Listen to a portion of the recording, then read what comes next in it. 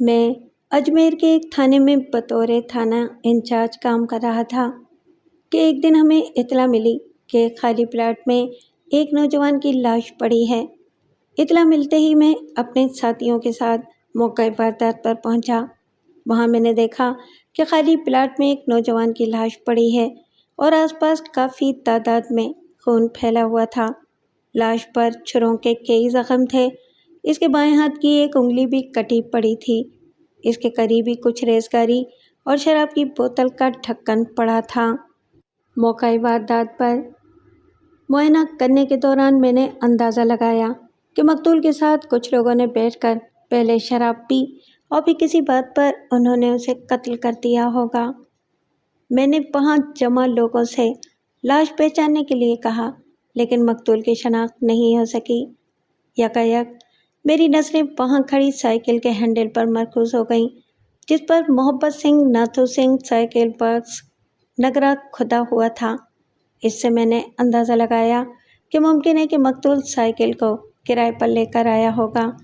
اس لیے میں نے فوراً ASI بنے سنگھ اور ہیرا لال اجمیری کو نگرا تفتیش کے لیے روانہ کر دیا۔ شخاوت اور ہمت سنگھ نے بتایا کہ اس نے وہ سائیکل پریم چند کو فروخت کی تھی۔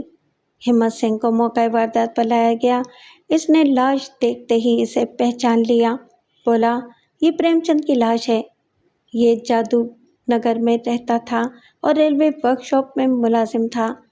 شناخت ہو جانے کے بعد لاش پوسٹ مارٹم کے لیے جواہر لال نہرو اسپتال بھیج دی گئی۔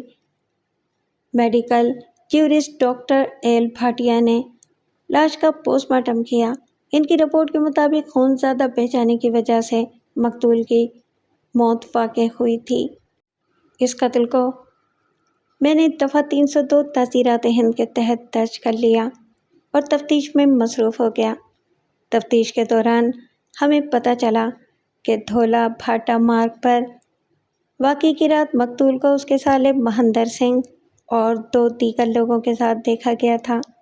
ہوٹل پر بیٹھے کچھ لوگوں نے یہ بھی بتایا کہ پہلے ان لوگوں نے یہیں بیٹھ کر بات چیت کی تھی، اس کے بعد دھولا بھاٹا کی طرف چلے گئے تھے۔ ہمارے لیے یہ اطلاع بہت اہم تھی۔ میں تفتیش کے لیے فوراً پریم چند کی سسرال جا پہنچا۔ سالہ مہندر سنگھ گھر پر ہی موجود تھا۔ اس نے بتایا کہ مجھے اس حادثے کے متعلق کوئی علم نہیں ہے۔ اس نے ہمارے سامنے اپنے بہنوئی کے قتل پر دکھ کا اظہار کرتے ہوئے مزید کہا، نہ جانے کس نے اسے قتل کر دیا۔ تم کل شام کہاں تھے؟ میں نے پوچھا۔ گھر پر ہی تھا۔ جھوٹ بولتے ہو۔ سچ تو یہ ہے کہ واقعے سے پہلے ہنومان کے ہوٹل پر تم پریم چند کے ساتھ دیکھے گئے تھے۔ مہندر سٹپٹا گیا۔ اس سے کوئی معقول جواب نہیں بن پڑا، اس لیے پوچھ تاچھ کے لیے میں اسے تھانے لے آیا۔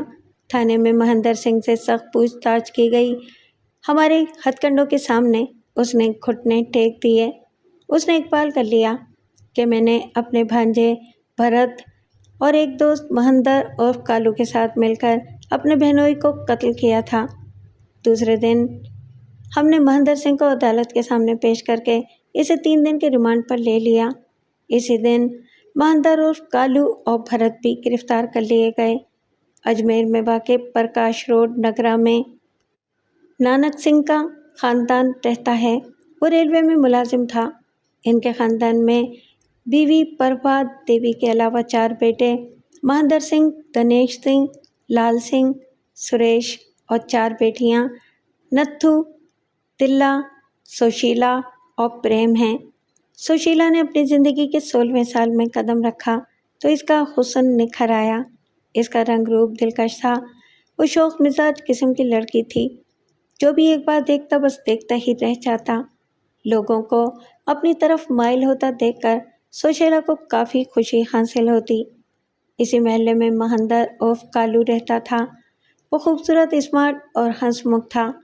ایک دن بازار جانے کے لیے وہ گھر سے نکلا تو اچانک اس کی نگاہ ہینڈ پمپ کی جانب چلی گئی، جہاں ہاتھ میں گھڑا لیے سوشیلا کھڑی تھی۔ اسے دیکھ کر مہندر عرف کالو کا دل دھڑک اٹھا۔ وہ سوشیلا کے پاس پہنچا اور بولا، ذرا پمپ چلا کر مجھے پانی پلا دیجیے۔ سوشیلا نے ہینڈ پمپ چلایا۔ مہندر جھک کر پانی پینے لگا۔ इस वक्त इसकी नज़रें सुशीला के चेहरे पर जमी हुई थीं। पानी पीने के बाद इसने शुक्रिया अदा किया और सुशीला सिर्फ मुस्कुराकर रह गई। इसके बाद किसी न किसी बहाने सुशीला और महेंद्र उर्फ कालू की मुलाकातें होने लगीं। एक दिन महेंद्र ने सुशीला से कहा, इधर रोज़ रोज़ मिलने से हम लोगों की नज़रों में आते हैं, क्यों न किसी पार्क में बैठकर बातें किया करें। कहाँ? सुशीला ने पूछा। सुभाष पार्क में, कल शाम को मैं तुम्हारा इंतज़ार करूँगा। ठीक है, मैं कोई बहाना बनाकर वहाँ पहुँच जाऊँगी। दूसरे दिन दोनों ने पार्क में बैठकर बातें की और साथ जीने मरने की कस्में भी खाईं। बाद में कालू ने सुशीला के भाई महेंद्र से दोस्ती गांठ ली और इस बहाने इसके घर आने जाने लगा। कभी कभी सुशीला भी इसके घर चली जाया करती थी और इसी दौरान दोनों के दरमियान नाजायज़ ताल्लुकात कायम हो गए थे। उड़ते उड़ते और नानक सिंह के कानों तक भी ये इतला जा पहुंची तो इनके कदमों तले से ज़मीन निकल गई। बेटी की रविश देखकर इन्हें काफ़ी सदमा पहुंचा। नानक सिंह समझदार शख्स थे। बेटी के ताल्लुकात के बारे में इल्म होते ही वो इसके लिए काबिल रिश्ते की तलाश में मसरूफ़ हो गए। एक दिन नानक सिंह को इनके रिश्तेदार मन्ना लाल ने बताया, जादूघर के रहने वाले गुरुधन का छोटा बेटा प्रेमचंद शादी के काबिल है। गुरुधन सिंह का इंतकाल हो चुका है, इसलिए आप इनकी बीवी रुक्मणी देवी के पास जाकर रिश्ते की बात करें। नानक सिंह ने रुक्मणी देवी से रिश्ते की बात चलाई। उन्होंने कहा, प्रेमचंद खुद समझदार है, अगर इसे लड़की पसंद आ जाए तो मैं रिश्ता कर दूंगी। प्रेमचंद ने सुशीला को पहली ही नज़र में पसंद कर लिया। बात पक्की होते ही नानक सिंह सुशीला के ब्याह की तैयारियों में मसरूफ़ हो गए। शादी की तारीख करीब आते देखकर महेंद्र और कालू ने सुशीला से पूछा, तुम्हारी शादी हो जाने के बाद हम कैसे मिल सकेंगे? फिक्र क्यों करते हो? शादी हो जाने से क्या होगा? मैं तुम्हारी हूँ, हमेशा तुम्हारी रहूँगी। धर्म भाई बनकर तो मेरी ससुराल आते रहना, कभी मैं खुद यहाँ आकर तुमसे मिल जाया करूँगी। ऐसा तो नहीं कि शौहर का प्यार हासिल होते ही मुझे भूल जाओ। ऐसा कभी नहीं होगा, सुशीला ने एतमाद से जवाब दिया। 7 मई 1985 को सुशीला और प्रेमचंद की शादी हो गई। ससुराल पहुंचकर सुशीला की आज़ादी ख़त्म हो गई। इसे ससुराल में घूंघट निकाले दिन भर घर में काम करना पड़ता था। शौहर की मोहब्बत हासिल होने के बावजूद महेंद्र और कालू इसके ख्यालों में बसा रहता था। इसे घूंघट से घुटन का एहसास होता था। प्रेमचंद सुशीला का हर तरह से ख्याल रखता था और इसे खुश रखने की कोशिश करता था, लेकिन इसका दिल तो हमेशा बेचैन रहता था। महेंद्र और कालू भी सुशीला से मिलने उसके ससुराल आने जाने लगा था। ससुराल में सुशीला ने महेंद्र को धर्म भाई बताया था। वह हर लम्हा इसका इंतज़ार करती रहती। कभी सुशीला खुद बाज़ार जाने का बहाना करके महेंद्र से मिल लेती थी। महेंद्र और कालू का आए दिन सुशीला से मिलने आना और सुशीला से गुपचुप बातें करना इसके ससुराल वालों को अच्छा नहीं लगा। सास रुक्मणी देवी अक्सर उसे समझाती थी, देख बेटी, आजकल के सगे भाई ही वक्त पर साथ नहीं देते तो धर्म भाई का क्या भरोसा। मुझे ये सब पसंद नहीं। प्रेमचंद ने भी सुशीला को समझाया, इस तरह गैर मर्द से तुम्हारा मिलना जुलना ठीक नहीं, हमारी बदनामी होती है। लेकिन इन सब बातों का सुशीला पर कोई असर नहीं हुआ। आखिरकार रुक्मणी देवी ने कह ही दिया, बहू, तुम यहाँ रहना चाहती हो तो जैसा हम कहें कहना मानो। तुम्हारी हरकतों से हमारी काफ़ी बदनामी हो रही है। सास के उपदेश सुन कर सुशीला थक गई थी, इसलिए वो बिफर गई।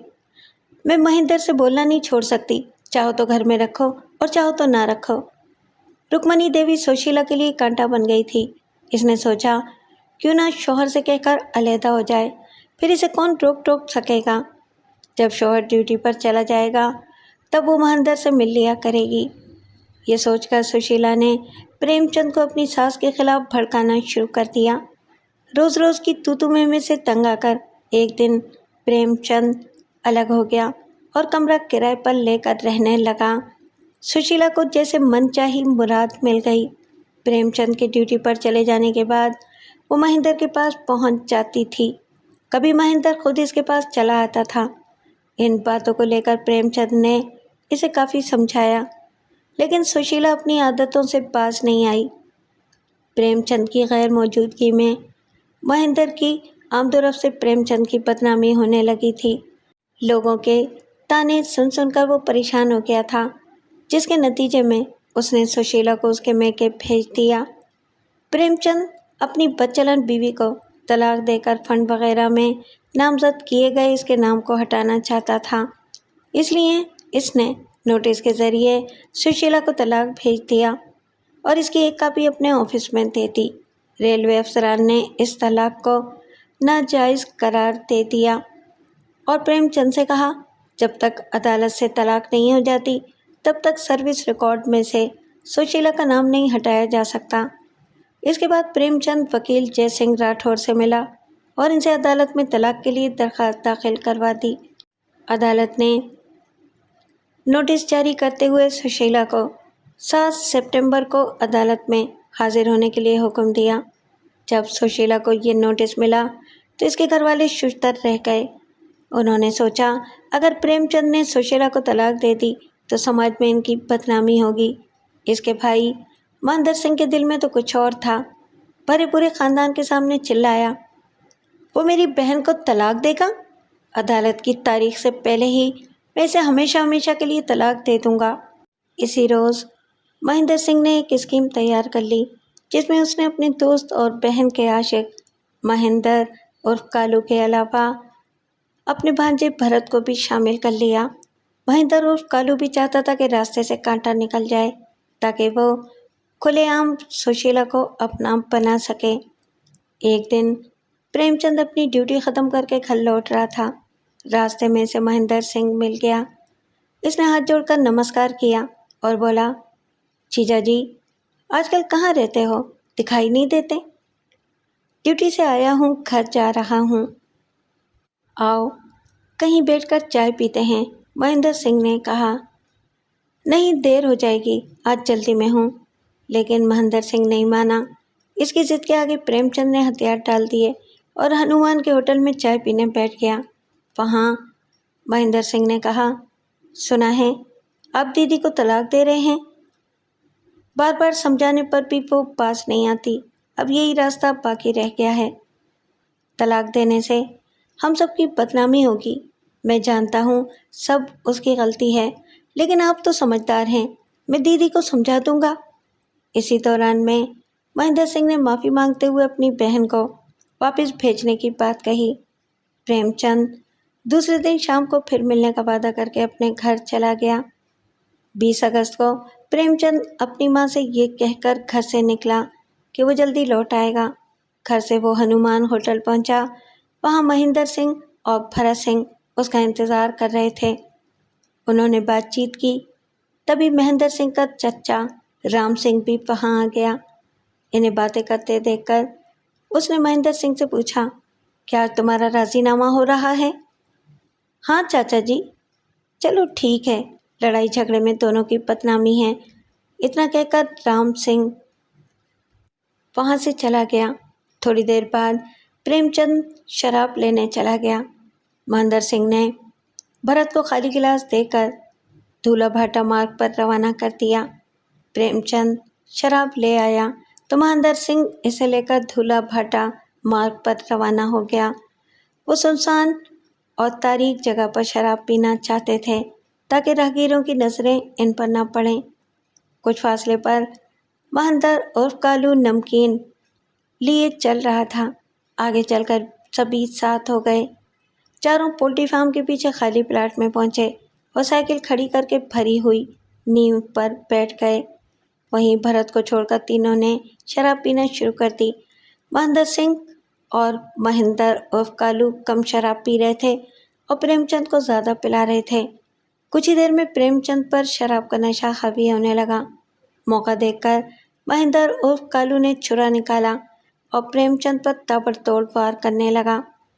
प्रेमचंद लुढ़क गया, लेकिन हिम्मत करके फिर उठा اور چلنے کو ہوا کہ آگے جا کر وہ پھر گر پڑا۔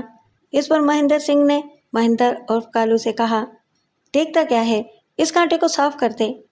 مہندر نے بھی چھرا نکالا اور گرے ہوئے پریم چند پر وار کرنے لگا۔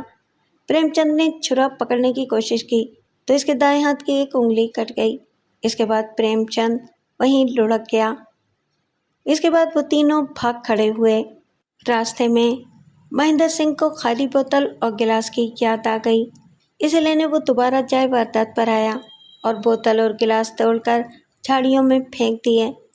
جب دیر رات گئے تک پریم چند گھر واپس نہ لوٹا تو اس کے گھر والوں کو تشویش ہوئی، لیکن انہوں نے یہ سوچ کر تسلی کر لی کہ وہ کہیں رشتہ داری میں چلا گیا ہوگا، صبح جائے گا۔ صبح جب اس کی ماں رکمنی دیوی نے بیٹے کے قتل کی خبر سنی تو دھاڑے مار مار کر رونے لگی۔ میرے بیٹے کی کسی سے دشمنی نہیں تھی، پھر اسے کسی نے اور کیوں مار ڈالا؟